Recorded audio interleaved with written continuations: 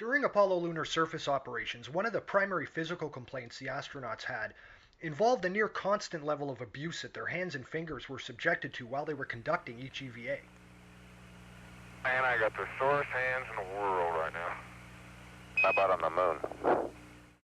The problem was that any time an astronaut tried to grab or manipulate something with their hands while out on the lunar surface, they were forced to physically squeeze against the 3.8 psi internal pressure of the spacesuit, which was fighting their efforts by trying to force their EV pressure gloves into an open hand position. Let me tell you, my hands from that drill. Yeah, I'm sure they are. Really know I've been out here today.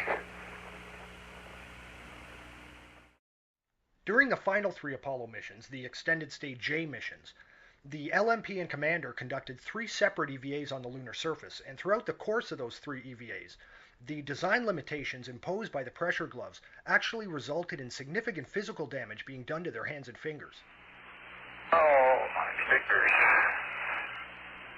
And not have the dexterity that they once had. This issue was a well-known problem by the time of Apollo 17, and it was appreciated that little could be done by the astronauts to prevent physical damage to their hands from occurring during lunar surface EVA operations. I can't feel it. You might as well, how's your cooling, okay? Cooling's fine. My hands are tired. Yeah, that's natural. Wait a minute, Jack. All right, take it easy. I'd offer to hit it, but I don't think I can. My hands are so tired.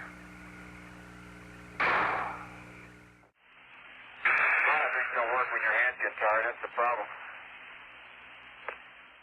In addition to hand fatigue, the very act of gripping objects with the pressurized EV gloves also caused the pressure points on the astronauts' hands to rub against the interior glove bladder. And over the course of an EVA or three, this constant rubbing against the interior glove bladder caused the astronauts' hands to suffer from chafing on the knuckles, the webbing between the fingers, and the fingers themselves, including significant damage to the fingernails and fingertips. You don't have a tub of hot water I can soak my hands in, do you?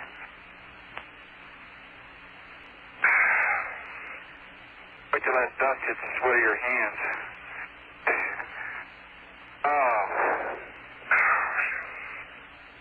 I tell you. Man. Okay, my gloves are off. Mission Control was not unsympathetic to the suffering that Cernan and Schmidt had to endure, and the astronauts tried to put on a brave face, but it was pretty clear that their exhausted hands were in rough shape. Okay, Gino, and how are your hands doing? Oh, they're a little tired on both sides here.